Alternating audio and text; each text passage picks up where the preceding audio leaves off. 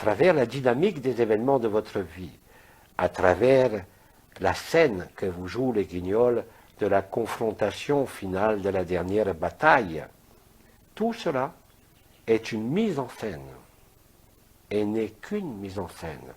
C'est un scénario qui s'accomplit, c'est quelque chose que vous avez déjà vécu, parce que le temps n'existe pas.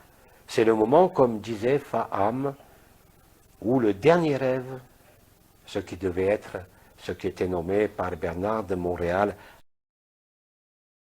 la dernière race racine, la race bleue, n'est rien d'autre que le retour à la racine du premier rêve, et donc à l'intégration du temps zéro en l'alpha et l'oméga.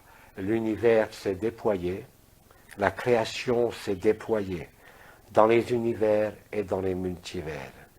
La résultante est ce qu'il se passe sur Terre, ce drame cosmique de l'opposition entre le bien et le mal, entre les administrateurs des mondes et les mères généticiennes, que chacun d'entre nous avons porté, supporté et accompagné depuis des éons, trouve aujourd'hui son solutionnement. Tout a toujours été parfait. Ce ne fut qu'un rêve, ce ne fut qu'un cauchemar, ce ne fut que quelque chose qui a donné l'illusion du temps, l'illusion de l'espace, l'illusion des mondes, l'illusion de la création.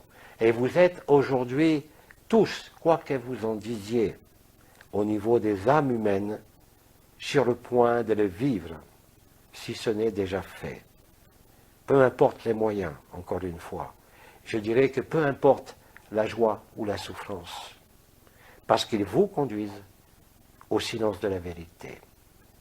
Et vous n'avez pas besoin d'être en silence, même si vous constatez que beaucoup d'entre vous, aujourd'hui, aspirent à de plus en plus de simplicité et de plus en plus de silence, en quelque sorte comme un retrait de cette agitation morbide du jeu de l'apparence, c'est-à-dire du jeu de l'ego, ou encore du jeu de l'évolution, ou encore des méchants garçons, ou des dieux, ou de tous ces dieux qui ne sont rien d'autre que des inventions, parce que vous êtes tous ces dieux, mais que vous êtes surtout antérieurs à tout Dieu. Voilà ce qui se joue. Voilà, au-delà des apparences,